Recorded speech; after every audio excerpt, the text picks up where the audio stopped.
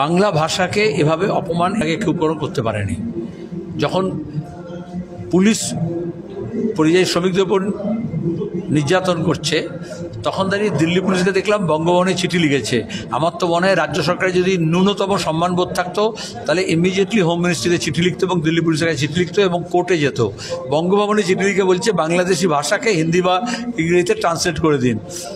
বাংলাদেশি ভাষা আবার কী আছে? আমাদের দেশের দ্বিতীয় বৃহত্তম ভাষা হচ্ছে বাংলা।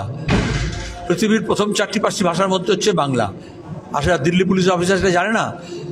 আর যাকে সন্দেহ করে বলছে বাংলাদেশি ধরেছে তাকে ভারতীয় সমস্ত তার কাছে ডকুমেন্টস আছে, সেটা অনুবাদ করতে হবে হিন্দি বা ইংরেজিতে। তো বাংলা ভাষার দিল্লি শহরে হচ্ছে দ্বিতীয় ভাষা হচ্ছে বাংলা। সেখানে দাঁড়িয়ে কি করে এটা সাহস করে? কেন অনুবাদক নেই? কেন তার কাছে তো নিজেই থাকবে, আর সে বাংলা ভাষা লিখবে না কেন? আসলে বিজেপি যেটা করছে বাংলা এবং বাংলাদেশি দুটোকে এক করে দিচ্ছে, বাঙালি এবং বাংলাদেশি দুটোকে এক করে দিচ্ছে এইটা। এবং তারপরে যেটা বাংলাদেশি বিদ্বেষ আছে সেটাকে এই বাংলার মানুষের উপরে সেটাকে নামিয়ে আনছে।